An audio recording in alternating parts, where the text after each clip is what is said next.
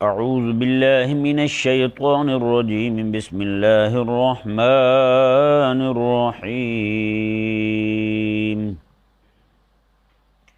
قل یا اہل الکتاب لستم علی شیء حتی تقیموا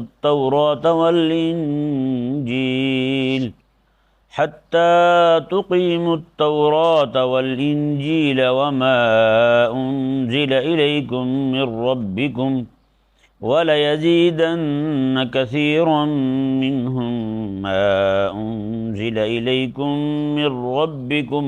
مِّن رَّبِّكَ طُغْيَانًا وَكُفْرًا فَلَا تَأْسَ عَلَى الْقَوْمِ الْكَافِرِينَ۔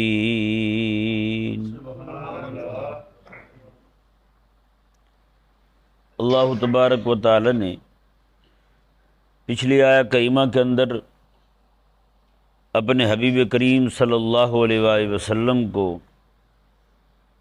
جس اعلان کا فرمانے سے پہلے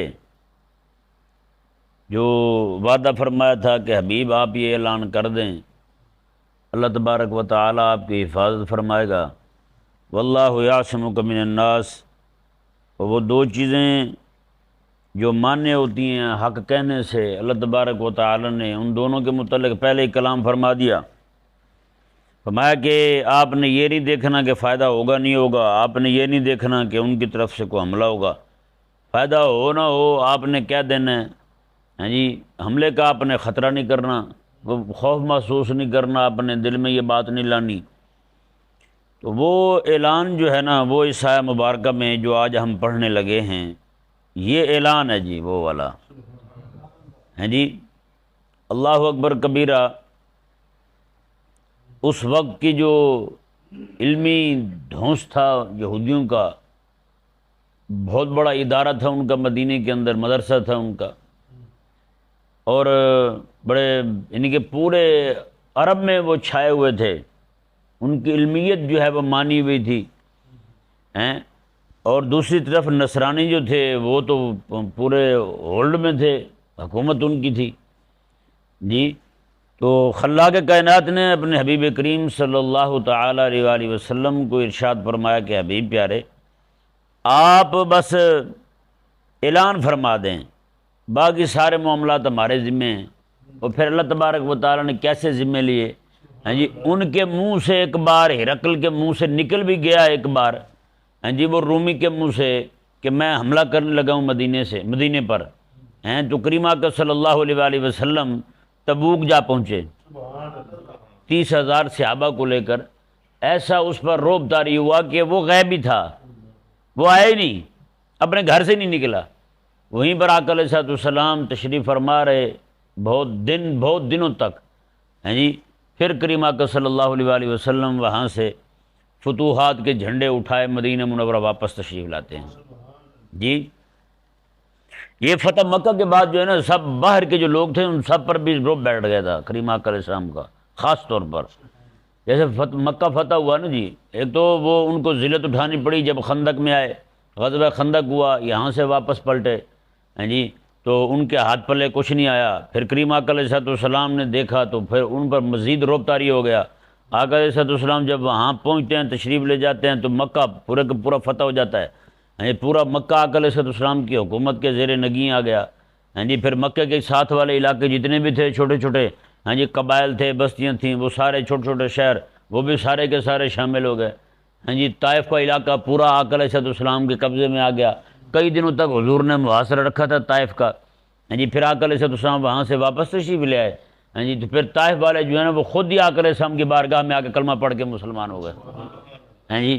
اس طرح کر کے پھر تبوک تک کریم آقا علیہ السلام جب تشریف لے گئے تو وہاں کے جو علاقے کے لوگ تھے وہ بھی سارے آ کے آقا علیہ السلام کی بارگاہ میں کلمہ پڑھنے لگے، کئیوں نے کلمہ نہ بھی پڑھا تو وہ بھی آ کے آقا علیہ السلام کے وہ کہنے لگے جی ہم آپ کو جزیہ دیں گے، آپ مہربانی کریں ہمیں بھی اپنی حکومت میں شامل کر لیں۔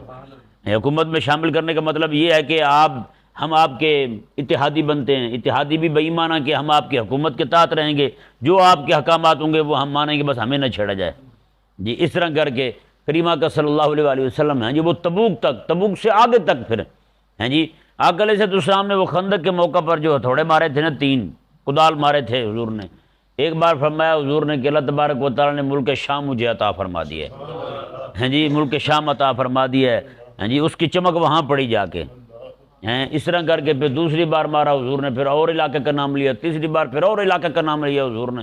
منافقین کہنے لگے لو دسو مدینے سے باہر ہی نکل سکتے، باتیں وہاں کی کرتے ہیں، ہاں جی۔ پھر اللہ تبارک و تعالیٰ نے عطا فرمائیں، ہاں جی۔ پھر روم بھی آیا، شام بھی آیا، پھر حضور کے صحابہ جو ہیں وہ قسطنطنیہ بھی پہنچے، ہاں جی۔ پھر جا کے آقا علیہ السلام کے صحابی جو ہیں نا حضرت امیر معاویہ رضی اللہ تعالیٰ عنہ نے اتنے حملے کیے، ہاں جی، تو پھر جناب قسطنطنیہ کو بھی فتح کیا، وہ بھی اسلام کی حکومت میں آ گیا پھر، ہاں جی۔ پھر وہاں سے پھر ہند پہنچے، پھر سندھ پہنچے، ہاں جی۔ پھر نکلتے نکلتے وہ کہاں کہ پھر سمندر تک جا پہنچے حضور کے صحابہ۔ جب دیکھا آخری کنارہ آ گیا ہے، وہاں جا کے جب زمین ہی ختم ہو گئی، ہاں جی، یعنی کہ پانی آ گیا وہاں پہ، وہاں پھر کہنے لگے یا اللہ تیری آگے زمین ہی نہیں ہے، ورنہ ہم تو جہاد کے لیے آگے بھی جانے کو تیار ہیں۔ تو یہ پھر جیسے جیسے اسلام کا رعب بیٹھتا گیا نا جی، ویسے ویسے یہ اعلان تو ان حالات میں ہو رہا ہے، ہاں جی، جب ابھی تک مدینے میں ہی ہیں، ہاں جی، ابھی مدینے میں ہی ہیں۔ اللہ اکبر۔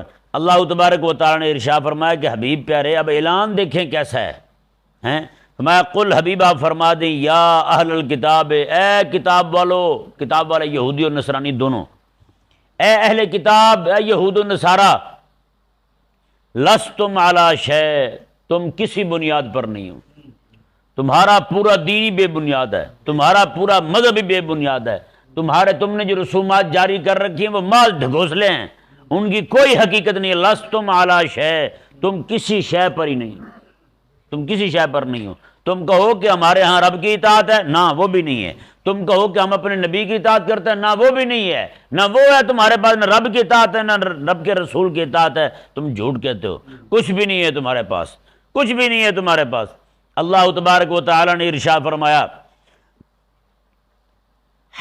کب تک تم بے بنیاد ہو؟ یہ دیکھیں جی آیت مبارکہ کیا فرما رہی ہے، حتی تقیموا التوراۃ والانجیل وما انزل الیکم من ربکم، میں جب تک کہ تم تورات کو، انجیل کو، وما انزل الیکم من ربکم، جو تمہاری طرف نازل ہوا قرآن، اسے قائم نہ کر لو۔ یہ میں نے کل ہی بیان کر دیا تھا کہ تورات اور انجیل کے احکامات جو قبل کے پرسوں شاید بیان کیا تھا، تورات اور انجیل کے وہ احکامات جو غیر منسوخ ہیں، جن کو منسوخ نہیں کیا گیا، ہیں جی، وہ بھی ہمارے لیے قابل عمل ہیں جی، اور قرآن کریم تو ہے ہی ہے، وہ واجب العمل ہے ہی ہے، وہ تو پہلے بیان ہو چکا۔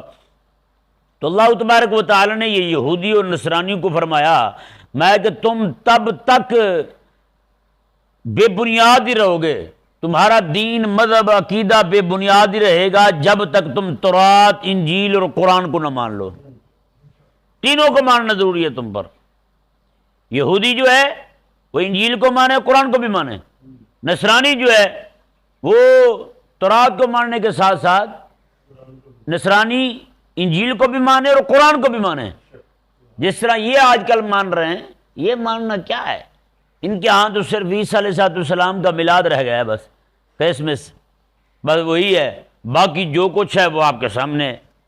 جو کچھ وہ لیے پھرتے ہیں دین، وہ تو کچھ بھی نہیں ہیں جی۔ اب بتائیں نا ذرا، جو خدا تبارک و تعالی ہمیں پابند کرے روزانہ 5 نمازیں پڑھنی ہیں، کیا انہیں رب تبارک و تعالیٰ فرمائے گا کہ سال میں صرف پورے مہینے میں تم نے 1 دن آنا ہے، پورے ہفتے میں تم نے 1 دن آنا ہے رب کے گھر میں، چرچ میں ہفتے میں صرف 1 دن آنا ہے تم نے؟ وہ بھی لو یا گو یا پڑھ کے غائب ہو جانا تم نے، اور کچھ بھی نہیں پڑھنا ہے، صرف اتنا لازم کیا اللہ تبارک و تعالیٰ نے ان پر؟ یہ نہیں ہو سکتا، یعنی پورا دن چھوڑ کے، پوری جو ہے نا ان کا مذہب جو تھا اسے سب کو ترک کر کے صرف 1 دن انہوں نے خاص کر لیا، وہ بھی اتوار کا، بس اتوار والے دن کے جیسے ہم ہیں، جیسے اللہ تبارک و تعالیٰ۔ یہ بات ٹھیک ہے کہ اللہ تبارک و تعالیٰ نے اتوار کا دن ان کے لیے خاص کیا ہے، یہ نہیں کہ باقی پورا ہفتہ کرنی نہیں۔ جیسے ہم ہیں پورا ہفتہ 5 نمازیں پڑھتے نہیں پڑھتے، جمعے والا دن خاص ہے ہمارے لیے، ہاں جی۔ اسی طرح کر کے یہودیوں کے لیے بھی پورا ہفتہ نماز ہے، ہاں جی، ہفتے والا پورا ہفتہ نماز ہے، عبادت ہے ان پر لازم، ہفتے والا دن بھی ان کے لیے خاص ہے عبادت کے لیے۔ نصرانیوں کے لیے پورا ہفتہ عبادت لازم ہے ان پر، اتوار والا دن خاص ہے۔ خلاق کائنات نے اپنے حبیب کریم صلی اللہ علیہ وسلم کو جمعے والا دن عطا فرمایا، اور حضور کے صدقے میں رب تبارک و تعالیٰ نے ہمیں بھی جمعے والا دن عطا فرمایا ہے جی۔ تو پھر انہوں نے کیا کیا جی، چند رسومات پکڑ لی، بس وہی رہ گئی۔ نعوذ باللہ من ذالک، افسوس ہے اس بات پر، آج جو حال ان کا تھا نا، ہماری اکثریت کا بھی وہی ہو چکا ہے، ہماری اکثریت کا بھی حال وہی ہو چکا ہے۔ ہم نے بھی صرف چند رسومات پکڑی ہوئی ہیں اور کچھ بھی نہیں ہے۔ کتنا بڑا طبقہ ہے مسلمانوں کا جو صرف 12 ربیع الاول کو نظر آتا ہے باہر، بس۔ اور کتنا طبقہ ہے بہت بڑا جو صرف اور صرف جناب پیر کے عرس پہ نظر آتا ہے، پورا سال رب کی بارگاہ میں کہیں دکھائی نہیں دے گا، ہاں پیر کے عرس پہ لازمی نظر آئے گا وہاں پہ۔ ہاں جی نہیں جی، عرس تو نہیں نہ چھوڑ سکتے پھر ہم، ہیں جی، سچی بات ہے۔ اللہ تبارک و تعالیٰ سمجھ عطا فرمائے جی بس ہیں۔ اللہ تبارک و تعالیٰ نے ارشاد فرمایا جی، دیکھیں کتنا واضح فرما دیا کہ 3 چیزیں، 3 کتابیں جو ہیں، تورات کو، انجیل کو اور قرآن کو، ان تینوں کو قائم کر لیں۔ رب تبارک و تعالیٰ نے فرمایا کہ پھر ہدایت پر آئیں گے، پھر لستم علی شیء کا جو ان پر دھبا لگ چکا ہے وہ دھل جائے گا، پھر یہ بھی محبوب کریم علیہ السلام کے غلاموں کی طرح یہ بھی حق پرست ہو جائیں گے، وگرنہ نہیں ہیں جی۔ اب بتائیں نا جی، یہودی اور نصرانی جو ہے انہوں نے تورات اور انجیل کو چھوڑنے کے ساتھ قرآن کو تو چھوڑ رکھا تھا، ہیں جی، آج ہم نے بھی چھوڑ رکھا ہے، ہیں جی۔ آج ہمارے ہاں بھی دیکھ لیں، قرآن کریم جو ہے نا وہ صرف اور صرف ہمیں دکھائی دیتا ہے کب؟ جب بیٹی کی رخصتی ہونی ہوتی ہے، یا جناب کورٹ کے اندر جھوٹی قسم اٹھانی ہوتی ہے، تب جناب قرآن یاد آتا ہے ہمیں، وگرنہ قرآن یا بندہ مرنے لگے تو کہتے ہیں سدو جی مولوی صاحب کو، بلائیں مولوی صاحب کو سورہ یاسین پڑھ دیں تاکہ جلدی جائے بابا۔ حالانکہ سورہ یاسین مارنے کے لیے نہیں ہے، سورہ یاسین آسانی کے لیے ہے، ہیں۔ کریم آقا علیہ السلام نے ارشاد فرمایا کہ میت پر سورہ یاسین شریف پڑھی جائے تو اللہ تبارک و تعالی اس کی موت کی سختی دور فرما دیتا ہے، مارنے کے لیے نہیں ہے، ہیں۔ ایک میں سچا واقعہ سناتا ہوں، ایک جگہ ایک بندہ جو ہے نا وہ ان کے اس کا آخری وقت تھا، لوگوں کو محسوس ہوا، انہوں نے بلایا کہ یہ سورہ یاسین پڑھے، تو اس نے کہا نہیں ابھی میرا ٹائم نہیں آیا۔ اب خود کہنے لگا، اب اس غریب کو یہ نہیں پتا بھائی مارنے کے لیے تھوڑی ہوتی سورہ یاسین، ہیں، یعنی نعوذ باللہ ہم نے تو رب کا قرآن ہی اس لیے سمجھ رکھا ہے، جیسے لوگوں کا اکثریت یہ کہتی ہے یار بچہ ہمارا قرآن پڑھے گا تو بھوکا مر جائے گا، ہیں، وہ یہی سمجھتے ہیں سورہ یاسین مارنے کے لیے، حالانکہ ایسی بات نہیں ہے، کہ نہیں سمجھ پڑا مسئلہ۔ ہاں، اللہ تبارک و تعالی نے ارشاد فرمایا جی، دیکھیں یہاں پہ ضمناً ایک بات آ گئی تو میں نے کہا عرض کر دوں آپ کو۔ جس طرح ایک بندہ ہو نا، کوئی بیمار ہو، اس کو تو انتظار نہیں کروایا جاتا نا، فوراً ہسپتال لے جایا جاتا ہے۔ زندہ بندہ ہو، تندرست ہو، اسے انتظار کروایا جا سکتا ہے، کوئی مسئلہ نہیں۔ اگر وہ انتظار کرتے ہوئے کوئی تھوڑی سی جلدی بھی دکھائے تو کہتے ہیں تو کون سا مرنے لگا تھا، بیمار تو واقعی مرنے لگتا ہے نا، اسے تو کوئی مسئلہ نہیں ہوتا۔ تو جو بیمار ہے بیچارہ اسے انتظار نہیں کروایا جاتا، لیکن اب ذرا خود بتائیں، بیمار کو جب انتظار کروانا درست نہیں ہے، یہ تکلیف کا باعث ہے، تو میت کو انتظار کروانا کیسے جائز ہے؟ ہیں، میت کو رکھ کے سامنے پھپھا آ رہا ہے جی، فلانا آ رہا ہے جی، ڈھمکانا آ رہا ہے، میت انتظار کر رہی ہے، ہیں، اور کس کا انتظار ہو رہا ہے؟ جو بیچارہ زندہ پھرتا ہے، صحیح سلامت پھرتا ہے۔ یہ انتہائی نازیبہ بات ہے، حقیقت کہہ رہا ہوں، ہیں، وہ لوگ جو بیچارے رب تبارک و تعالیٰ کے فرض کی پرواہ نہیں کرتے، جماعت کی پرواہ نہیں کرتے، نمازوں کی پرواہ نہیں کرتے، جنازے میں شریک ہونا اور ایسے شریک ہونا، ایک ایک بندے کو شریک کریں گے، یہ کس نے تم پر لازم کیا بھائی؟ ہاں، معمولی سا ایک وقت درکار ہو تو چلو ٹھیک ہے وہ شامل ہو جائیں، کیا باقی نمازوں میں بھی ہوتا ہے ایسا؟ فلانے آ جائیں، پھپھو کا موڑا رہ گیا وہ آ جائے، سارے آ جائیں، ہوتا ہے ایسا؟ انتظار کرتے ہیں؟ نہیں نہ کرتے۔ تو یار پھر جنازے میں میت کو کیوں تکلیف دیتے ہیں؟ میت کو جتنا باہر رکھیں گے نا اتنی بیچارے کو تکلیف ہوگی، میں حقیقت کہہ رہا ہوں۔ کریمہ کا حدیث پاک میں پچھلے دن سنائی تھی آپ کو کہ آقا علیہ السلام نے، میت منہ سے کہہ رہی ہوتی ہے قدمونی، جلدی لے جاؤ مجھے، آگے بڑھو جلدی لے چلو مجھے۔ اب بتائیں، کیونکہ اسے قبر کے اندر جنت کے باغات دکھائی دے رہے ہوتے ہیں، ملنے والی نعمتیں نظر آ رہی ہوتی ہیں اسے۔ اگر میت جو ہے وہ کافر ہے، بے ایمان ہے، یعنی کہ ملحد ہو گیا تھا بندہ، بے دین ہو گیا تھا، اب نام اس کا مسلمانوں والا ہے، لوگ پھر بھی جنازہ اٹھائے پھرتے ہیں، وہ پھر کہتے ہیں ہائے دفع ہو جاؤ، برباد ہو جاؤ تم، یا ویلہا، اور ذلیل ہو جاؤ، تم مجھے کہاں لے کے جا رہے ہو۔ اب اگر وہ معذب ہے، یعنی اسے عذاب ہونے والا ہے، تو پھر ان پر لازم ہے تاکہ اسے جلدی اپنے کندھوں سے اتاریں۔ کہیں یہ نہ ہو اس کی وجہ سے یہ بھی عذاب میں گرفتار ہو جائیں۔ جنازے کو انتظار کروانا تو یہ کہیں کی سمجھداری نہیں ہے بھئی، بیمار کو انتظار نہیں کرواتے آپ ہیں تو میت کو انتظار کرواتے ہیں، یہ درست نہیں ہے، اس سے ہمیں بچنا چاہیے۔ اللہ تبارک و تعالی ہمیں سمجھنے کی توفیق عطا فرمائے۔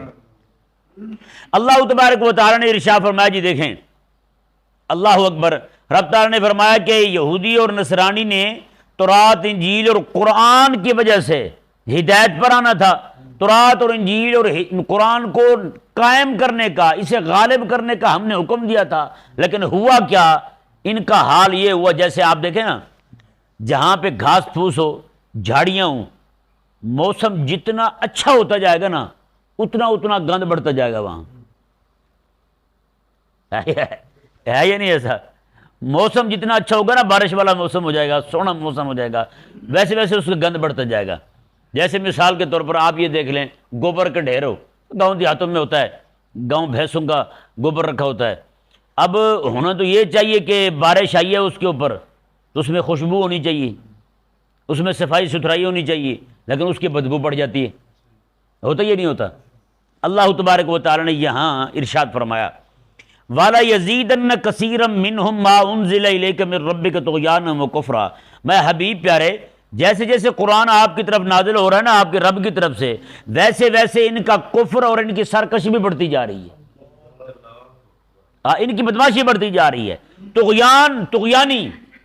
طغیانی بڑھتی جا رہی ہے، ان کے حملے بڑھتے جا رہے ہیں، ان کی بدماشی زیادہ ہو رہی ہے، ان کا اکڑپن زیادہ ہو رہا ہے، قرآن کے سامنے اکڑ رہے ہیں، بدماش ہو رہے ہیں، اور میرے حبیب کے سامنے اکڑ رہے ہیں، وہ کفر اور کفر ان کا بڑھتا جا رہا ہے۔ آپ سوچ سکتے ہیں کیسے بد دماغ لوگ تھے، رب کا قرآن سنے بندہ اور آکڑ خاں ہو جائے، جی رب کا قرآن سنے بندہ اور متعصب ہو جائے، رب کا قرآن سننے اور اس کے اندر رسمیت آ جائے۔ یہ یہودیت اور نصرانیت کی طبیعت ہو سکتی ہے، مسلمان کی طبیعت نہیں ہو سکتی۔ مسلمان ایسے نہیں کرتا، نہ ہی سوچتا ہے مسلمان ایسے، جی اللہ تبارک و تعالی نے ارشاد فرمایا، فلا تأس علی القوم الکافرین، فرمایا کہ حبیب پیارے یہ نہیں نہ مانتے قرآن کو تو آپ ان پر افسوس ہی نہ کریں، کافروں پر افسوس نہیں ہے، آپ کا جو کام تھا آپ نے کر دیا، آپ نے قرآن پہنچا دیا ہے، اب یہ نہیں مانتے نہ مانیں، یہ قرآن کے قریب نہیں آتے نہ آئیں، فلا تأس علی القوم الکافرین، میں حبیب پیارے آپ کافر قوم پر افسوس نہ کریں۔ اب اس آیت مبارکہ کے ان الفاظ نے یہ واضح کر دیا، یہودی جب تک میرے حبیب پر ایمان نہ لائے وہ بھی کافر، نصرانی جب تک میرے حبیب پر ایمان نہ لائے تو کافر۔ اب ذرا بتائیں نا جی، جو یہاں پہ بڑے بڑے مولوی لگے پھرتے ہیں وہ کہتے ہیں یہودی بھی مسلمان ہے اور نصرانی بھی مسلمان ہے، جی کیا اس کے پہلو میں ایک دو تین انگریزی گوریاں بیٹھ گئیں تو اس نے دین ہی بدل لیا نام مراد نے، اس نے پھر یہودی اور نصرانیوں کو بھی مسلمان کہنا شروع کر دیا، اس نے کہا نہیں جی یہ نان بلیور نہیں ہے، یہ بلیور ہیں بھائی، یہ بلیور ہیں بھی، کیسے ایماندار ہیں بھائی، یہ بھی تو ہمیں سمجھا کیسے ایمان والے ہیں، عجیب احمق ہے تو بھی ویسے۔ خلا کے کائنات نے ارشاد فرما دیا واضح طور پر، میں حبیب پیارے جو تیرا قرآن نہیں نہ مان رہے ہیں وہ کافر ہیں، اور کافروں پر کوئی افسوس نہیں ہے۔ اب بتائیں بھائی کافر پر کسی طرح کا افسوس کرنا جائز ہے نہیں ہے، کافر جو ہے نا وہ مر جائے، جیسے یہ مردار ہوتے ہیں حرام مرتے ہیں، جی ان پر افسوس کرنا جائز ہے۔ اگر کوئی مثال کے طور پر ذمہ ہے، مسلمانوں کی حکومت میں رہتا ہے، پاس رہتا ہے، جانا پڑ جائے تو وہ بھی پھر اوپر سے اسے تسلی دینے کے لیے، اس کا غم نہ ہو، اسے تسلی ہو، یار تیرا ابا مر گیا تو کچھ نہیں ہوتا یار، تو بھی مر جائے گا کسی دن، پریشان نہ ہو، تو اس طرح کہنا اسے۔ اللہ تبارک و تعالی نے ارشاد فرمایا، ان الذین آمنوا والذین ہادوا، بے شک وہ لوگ جو ایمان لائے، والذین ہادوا اور جو یہودی ہیں، والصابئون اور صابی، یہ ذہن میرے صابی جو ہے نا اس کے بارے میں دو قول نقل کیے اہل علم نے، ایک قول یہ کہ اس سے مراد داؤد علیہ السلام کی زبور کو ماننے والے لوگ ہیں، زبور کو ماننے والے لوگ جو ہیں وہ صابی کہلاتے ہیں، اور دوسرا قول یہ ہے کہ حضرت یہ ستارہ پرست ہیں، کون ہیں؟ ستاروں کی پوجا کرنے والے، ستاروں کو خدا ماننے والے ہیں، والنصارى اور نصرانی، یہاں 4 قوموں کا ذکر ہوا، کتنی کا جی؟ 4 کا۔ ایمان والے، یہودی ہادو یہودی، سابیون سابی، اور نصارہ نصرانی، 4 لوگ۔ اللہ تبارک و تعالی نے ارشاد فرمایا صرف ٹائٹل لگانے سے، صرف عنوان لگانے سے، صرف نعرہ بازی کرنے سے کچھ ہاتھ نہیں آتا۔ کوئی بندہ ایمان کا دعویٰ کر رہا ہے، اب آپ حیران ہوں گے، بہت بڑا طبقہ مسلمانوں کا اس وقت، بہت بڑا طبقہ، وہ ملحد ہو چکا ہے، داہریہ ہو چکا ہے، خود رب کا انکار کر چکا ہے، آخرت کا انکار کر چکا ہے۔ یہ سوشلسٹ اور کمیونسٹ جو ہیں ان کی طرف سے، اور جتنے سوشلسٹ ممالک ہیں وہاں سے داہریت آئی ہے یہاں، اور یورپی ممالک سے تو آئی ہے، وہاں سے بھی بہت زیادہ آئی ہے۔ اب تو بالکل جناب داہریت جو ہے، الہادیت جو ہے، وہ یہی سے آ رہی ہے ہمارے مسلمانوں کو۔ کلمہ پڑھنے والا بندہ تھا، رب کا انکار کر گیا، ملحد ہو گیا، داہریہ ہو گیا، وہ کہتا ہے سارا کچھ خود ہی بن گیا ہے۔ اندازہ لگائیں، تو یہ ان کی طرف سے آ رہا ہے سارا کچھ۔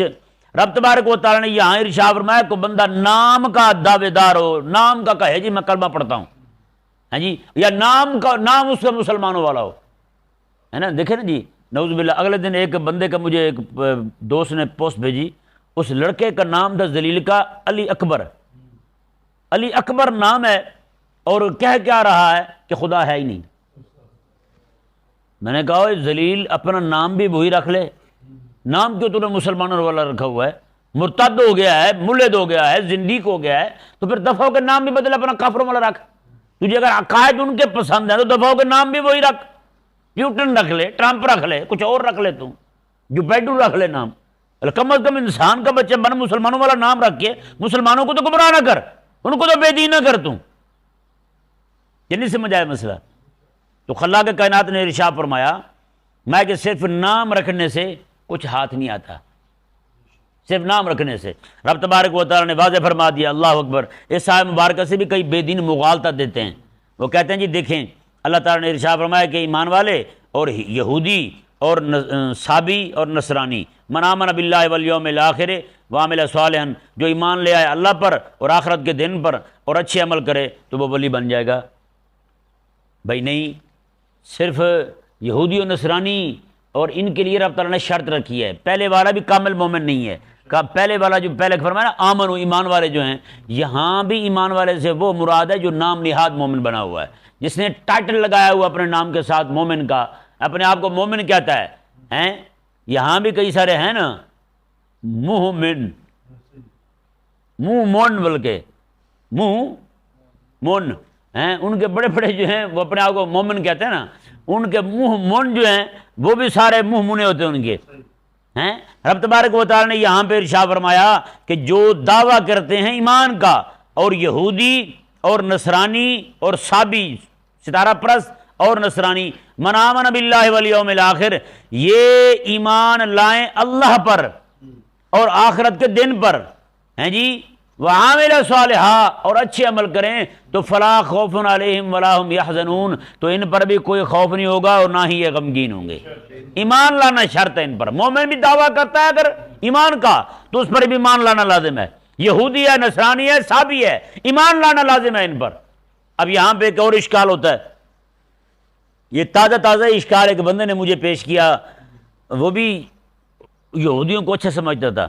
وہ کہنے لگا جی دیکھیں اللہ تبارک و تعالی نے یہاں قرآن میں ارشاد فرما دیا ہے باللہ والیوم الآخر، صرف 2 چیزوں پر ایمان لازم ہے، ایک اللہ کو مان لے اور آخرت کو مان لے، تو بس وہ ولی ہے پھر رب تعالیٰ کا، مومن بن گیا وہ۔ تو کہتا چاہے وہ یہودی ہو، نصرانی ہو، مسلمان ہو، صرف ان 2 کو مان لے بس کافی ہے۔ میں نے کہا نامراد مجھے پتہ نہیں ہے۔ اللہ تبارک و تعالیٰ نے عقائد اسلامیہ کے 2 سرے بیان کیے ہیں۔ کیا کیے ہیں؟ 2 سرے بیان کیے ہیں عقائد اسلامیہ کے۔ سب سے پہلا عقیدہ ایمان باللہ ہے۔ کیا ہے؟ اللہ پر ایمان لانا سب سے پہلا عقیدہ یہ ہے، اور ایمان باللہ کے بعد ایمان بالرسالت ہے، ایمان بالملائکہ ہے، ایمان بالکتب اسلامیہ ہے، یعنی کہ کتب منزلہ من اللہ ہے۔ یہ جتنے بھی ساری کی ساری چیزیں ہیں یہ ساری یہی ماننی ہیں۔ میں نے کہا آخری چیز جو ہے نا ان سب کے بعد آخر میں آخرت آتی ہے۔ اللہ تبارک و تعالیٰ نے یہاں دو چیزیں بیان کی ہیں، ایمان باللہ اور ایمان بالآخرہ. ہاں جی، دو چیزوں کو بیان کیا، دو سروں کو بیان کیا ہے. تو میں یہ نہیں فرمایا کہ باقی سب کو چھوڑ دینا ہے. ہاں جی، میں نے کہا یہ جیسے تم کہتے ہو A to Z, A to Z, میں نے کہا کیا مطلب ہے اس کا؟ صرف اے اور زیڈ ہے، باقی کچھ بھی نہیں ہے. ہاں جی، میں نے کہا اے ٹو زیڈ، اے سے لے کر زیڈ تک، اے سے لے کر زیڈ تک سب کو شامل کرنا ہے. اللہ تبارک و تعالیٰ نے ارشاد فرمایا کہ ایمان باللہ سے لے کر ایمان بالآخرہ تک سارا ماننا ہے. میں نے کہا تو جاتا کہاں ہے، تجھے پتہ نہیں ہے؟ یہ بیچارے سمجھ رہے ہوتے ہیں سارے مولوی بیچارے ایسے کھوکھلے ہی ہیں، جس کو ہاتھ لگائیں گے پھانس لیں گے بس ٹھیک ہے جی جان چھوٹ جائے گی. نہ نہ نہ، ایسی بات نہیں ہے. رب تبارک و تعالیٰ کا فضل ہے، رب تبارک و تعالیٰ نے اہل ایمان میں ایسے بندے پیدا کیے ہیں جو ان کی ایک ایک بات کا منہ توڑ کے جواب دے سکتے ہیں بحمد اللہ تعالیٰ. تو یہاں یہ اشکال ان کا دفع اور رفع ہو گیا کہ جو یہ کہتے ہیں کہ صرف جو ہے نا وہ یہودی بھی ہو تو بھی ٹھیک ہے، نصرانی ہو تو بھی ٹھیک ہے، صرف بس اللہ پر اور آخرت پر ایمان لے آئے تو بس عامل صالح نیک عمل کرتا رہے تو بس کافی ہے اتنا. نہ نہ نہ، اللہ تبارک و تعالی نے دو عقیدے بیان فرمائے، ایک عقیدے کی پہلی طرف اور ایک عقیدے کی آخری طرف. دو عقیدوں کو بیان فرمایا اور رب تبارک و تعالی نے فرمایا یہ صرف دو نہیں بلکہ ان کے بیچ کے جتنے بھی ہیں سارے ماننے ہوں گے، تمہیں سارے ماننے ہوں گے. اللہ اکبر کبیر. جیسے ہم کہتے ہیں حضرت آدم علیہ السلام سے لے کر میرے آقا علیہ السلام تک سارے نبی تشریف لائے. ہاں جی، سارے نبیوں کو مانتے ہیں ہم، حضرت آدم کو بھی مانا ہے اور حضور کو بھی مانا ہے. ہاں جی، جیسے ہم کہتے ہیں جس نے آقا علیہ السلام کو مانا ہے، کسی جیسے یہودی ہے وہ باقی سارے نبیوں کو مانے اور میرے آقا علیہ السلام کو نہ مانے تو مومن کہیں گے ہم؟ نصرانی جو ہے وہ باقی سارے نبیوں کو مانے میرے آقا علیہ السلام کو نہ مانے، مومن کہیں گے؟ کوئی بندہ میرے آقا علیہ السلام کو مانے باقی سب کو مانے، موسیٰ علیہ السلام کو مانے، مومن ہے؟ تو بھائی اسی طرح کر کے جو اللہ تبارک و تعالیٰ کو بھی مانے اور آخرت کو بھی مانے، بیچ کے جتنے عقائد ہیں سب کو مانے، وہ مومن بنے گا. سمجھ آ گیا مسئلہ؟ یہ صرف عنوان سے ٹائٹل سے کام بننے والا نہیں ہے کہ بندہ جناب صرف ٹائٹل رکھ لے جی میں جی مومن ہوں. حالانکہ آپ دیکھیں یہودیوں نے کیسے بڑے بڑے دعوے کیے تھے. یہودیوں نے کہا تھا نحن ابناء اللہ و احباؤ، ہم اللہ کے محبوب بھی ہیں اور اس کے بیٹے بھی ہیں. ہاتھ لا کے دکھایا میں کوئی ہیں. اور دوسری جگہ انہوں نے فرمایا وقالوا لن يدخل الجنۃ الا من كان هودا او نصارى. آقا علیہ السلام ویسے آپس میں ان کی لڑائی ہے، یہودی کی نصرانی کی آپس میں لڑائی ہے. یہودی جو ہے نا وہ عیسیٰ علیہ السلام کو نہیں مانتا. یہودی تو تھا جو عیسیٰ علیہ السلام کو نعوذ باللہ شہید کرنے کے لیے جناب سولی پہ لٹکانے لگا تھا. ہیں جی، پھر یہودی اور نصرانی جو جب دونوں میرے آقا علیہ السلام کی دشمنی کی وجہ سے اکٹھے ہو گئے تو پھر ایک دوسرے کو جنتی کہنے لگے جی وقالوا لن يدخل الجنۃ الا من كان هودا او نصارى. جنت میں صرف یہودی اور نصرانی جائیں گے، مسلمان نہیں جائیں گے جنت میں ہیں. اور دوسری جگہ پھر یہودیوں نے کیا کہا وقالوا لن تمسنا النار الا ایاما معدودا. انہوں نے کہا ہم یہودی جہنم میں جائیں گے نہیں بھائی. لن يدخل الجنہ وقالوا لن تمسنا النار الا ایاما معدودا. انہوں نے کہا ہم تو ہرگز جہنم نہیں جائیں گے، ہاں گئے بھی صحیح تو تھوڑے دن کے لیے جائیں گے اور 10 12 15 دن حد 40 دن بس، اس کے علاوہ ہم جہنم نہیں رہ سکتے. اتنے بڑے دعوے کیے اور اب تبارک و تعالیٰ نے میں لست ملا شے، تمہاری تو بنیاد ہی کوئی نہیں تمہاری تو بنیاد ہی کوئی نہیں. حقیقت کہہ رہا ہوں آج بھی بہت بڑا طبقہ ہمارے ہاں ہے، ان کو بھی صرف نسبت پہ ناز تھا، نسبت پہ، بلکہ غرور تھا انہیں، ناز نہیں تھا، غرور تھا انہیں نسبت پہ کہ ہم بڑوں کی اولاد ہیں، ہم اللہ تعالیٰ کے پاکوں کی اولاد ہیں. آج ہمارے ہاں بھی کہتے ہیں میں فلاں پیر کا مرید ہوں، میں فلاں پیر کا مرید ہوں، لہٰذا مجھے تو کوئی ہاتھ نہیں لگا سکتا، مجھے دیکھ کے جہنم کو پسینہ آ جاتا ہے. میں نے کہا یہ یہودیوں والی بولی ہے، معافی دیا کر، نہ کیا کر ایسی باتیں. یہ وقالوا لن تمسنا النار الا ایاما معدودا. میں کہ ہمیں تو جہنم کی آگ چھو نہیں سکتی.